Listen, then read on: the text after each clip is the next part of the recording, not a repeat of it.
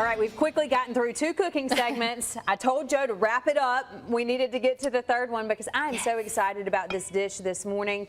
Lucy's making it with back to school in mind. It's kind of a twist on French toast. Yes, this is our French toast casserole, and we're adding peaches and blueberries today. But Joe and I talked that, of course, you can add, whatever fruit you would like, and it's kind of like French toast, and bread pudding. So all we did was started with some eggs, and we added some sugar, some cinnamon and salt, and then we came in with our milk, and I just used regular whole milk. If you have skim at the house, you can of course use that.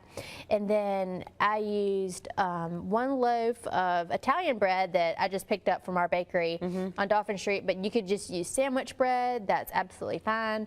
And then we just added right here at the end our peaches and our blueberries. So it doesn't take a lot of ingredients to make this, and it's super simple to put together. And now we're just gonna have a casserole dish that I just sprayed, and it's the longest part about this is the cooking time. Okay. So I have it on the oven on at 325, and we're going to cover this with foil and let it cook for about an hour, and then we're going to take the foil off and just let it brown up nicely like that one, and that's going to take like about 20 more minutes or so. And of course, when you're making bread pudding or any quiche or anything with egg and milk, a good little test is when you just open the oven and shake it a little bit, and if the center is not set, then it's not ready.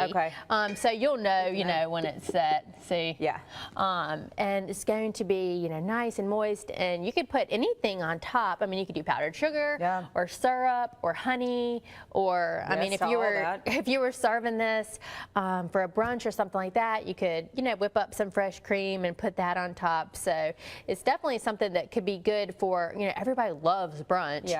And it's really fun to have people over and do brunch, and this would be a good idea for that too. Lucy, if someone is making this and they want to make it for the next morning, they of course don't have that cook time in the morning, and they make it the night before, what's the best way to serve it, say the next morning, if they made it the night before? I would say if you're just going to be eating individual servings, then just take out however much you'd like, and you can just put it on a plate and pop it in the microwave. And if you were going to do it for an event or something, or wanted to reheat the whole thing, then I would just cover it up and put it in the oven at about 300 degrees and just let it heat gently until it's ready to go.